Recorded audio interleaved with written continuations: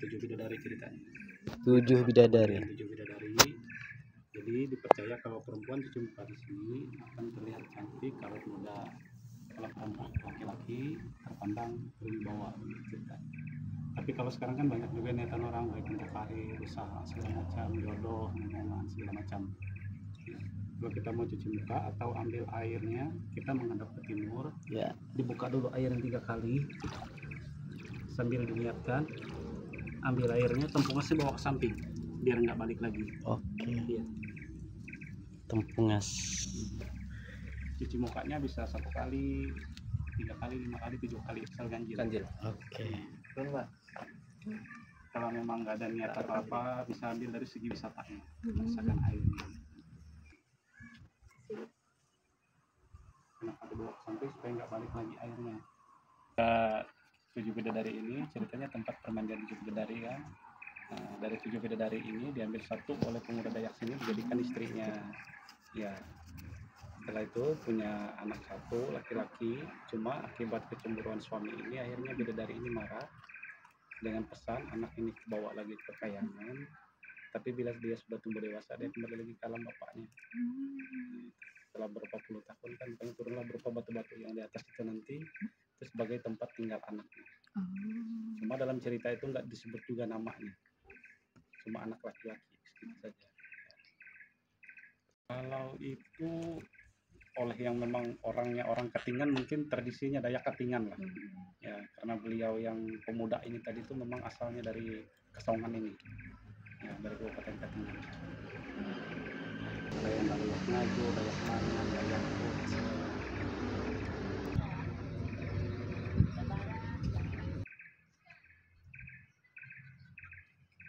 Ya. Kalau ini namanya batu benama, batu yang besarnya. Batu benama. Disebut batu benama karena dia menyerupai haluan perahu. Orang Dayak bilang benama itu perahu besar. Oh, perahu besar. Nah, kalau yang bagian hitamnya itu seperti peta Kalimantan Tengah yang ada tulisan Kalimantan Membangun.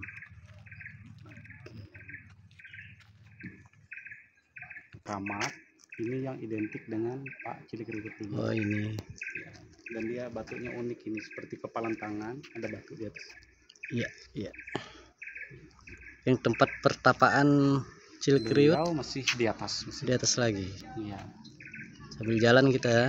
Kalau yang tinggi besar itu namanya batu sial.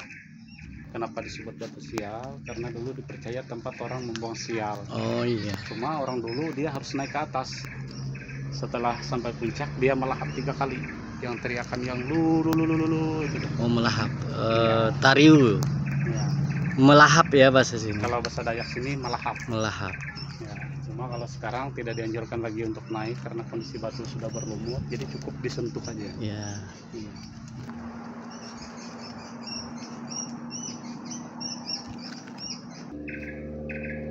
Kalau yang patung ini, tiang ini namanya sapundu, jadi di situ tempat mengikat hewan kurban. Untuk acara ritual biasanya ditombak, setelah ditombak baru disembelih. Sapundu. Iya. Kalau yang rumah kecil ini namanya balai keramat. Balai keramat jadi tempat orang berdoa, bernasar, tempat menaruh sesajen juga ya. Itu secara keharingan. Iya, secara keharingan. Tapi kalau di sini agama apapun boleh. Tidak membatasi lah. Sesuai niatnya. Ya, tapi kalau untuk ritualnya tetap orang yang agama Hindu keharingan yang melaksanakan. Oh iya. Kalau ini namanya batu dewa. Jadi dipercaya di batu ini didiami oleh orang Kayangan yang paling tinggi kedudukannya. Oh iya. Jadi di sini biasa juga tempat orang bernasar kalau punya niatan. Jadi orang naik ke atas tanpa alat bantu. Jadi setelah sampai di atas itu bisa berdoa, bernasar. Ada tulisan ini batu kenyang ya? Iya, yang petehku isen mulang. Peteh. Cilikriwut itu semboyan Pak Cilikriwut dulu. Oh, Petehku itu pesanku, isen mulang itu pantang mundur. Oh, pantang mundur. Iya. Jadi dalam acara tahunan hari ulang tahun Kalteng ada namanya festival budaya isen mulang. Isen mulang. Iya. Batu kenyang. Oh, ada tulisannya juga. Iya. Yang pertapan itu di atas mana? Di atas. Itu batu penyang, batu dewa dari belakang. Ini komplek dulu diyakini sebagai daerah atau tempat pertapaan Bapak Cilikriwut almarhum. Nah, ini ada batu Darung Bawan. Iya, Darung Bawan. Ini Darung Bawan apa ini, Pak? Darung Bawan itu nama orang. Jadi beliau meninggal, tapi istilahnya kayak moksa gitu. Oh, moksa. Iya, Oke. jadi Kalau jaga di sini. kita napak tilas sebentar tentang di mana Pak Cilikriwut bertapa. Ini diyakini tempat duduk pertapaan Pak Cilikriwut. Bisa dipraktekkan, Pak? Oh, itu spesial ini. Jadi posisinya beliau selalu menghadap ke timur. Kalau posisi tangan kita kurang tahu apakah dia begini atau gimana. Iya. Kenapa harus ke timur, Pak? Karena itu kan kalau orang Dayak bilang itu mata nanda belum. Mata? Matahari terbit.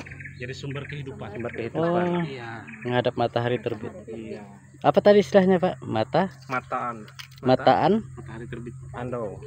Matahari terbit. Mata nanda belum. Mata nanda lembut itu bisa juga. Mata Andau Lewut. Ya, pembelum. Kalau orang Dayak bilang tuh pembelum. Pembelum ya. Ini batu apa nih, Pak? Kalau itu namanya batu nyapau. Kenapa disebut batu nyapau? Karena kalau sapau itu kan orang Dayak bilang seperti atap. Atap dia. Atap ya. Nah, jadi di bawah itu ada batu. Jadi tempat duduk beliau dulu ada, tempat baringnya. Yang ada kain kuningnya itu yang di bawah itu. Pak Cilikriwut di situ ya, istirahat ya. Istirahat. Yang batu tingkas tuh yang Paling itulah, ujung. paling ujung. Ini batu tingkes. Artinya apa, Pak? Batu tingkes. Ujian. Oh, batu ujian. Jadi dipercaya siapapun yang bisa lewat batu tingkes ini, mudah-mudahan segala niat nasarnya terkabul. Oh, gitu. Kalau yang di atasnya ini namanya batu kamiak. Batu kamiak itu wujud seperti burung setengah manusia.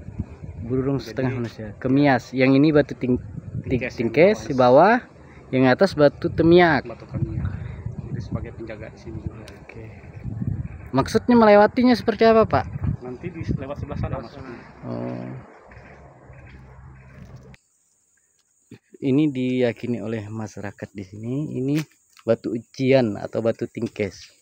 Jadi barang siapa yang melewati celah ini dan punya niatan baik, ada kemungkinan kalau meyakini keyakinannya terkabul. Bisa kita praktekkan, Pak? Bisa.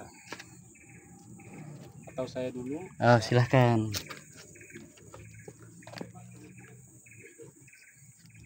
Sebelah sini. Jadi sebelum kita naik, kalau memang ada niatan, bisa berdoa dulu di sini. Meskipun dalam hati nggak usah keluar itu, bisa diucapkan. Nah, cara naiknya kaki kanan dulu.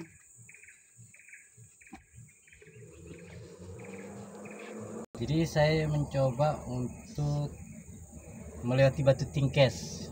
Jadi mulai dengan kaki kanan. Di sini dimulai dengan doa dalam hati.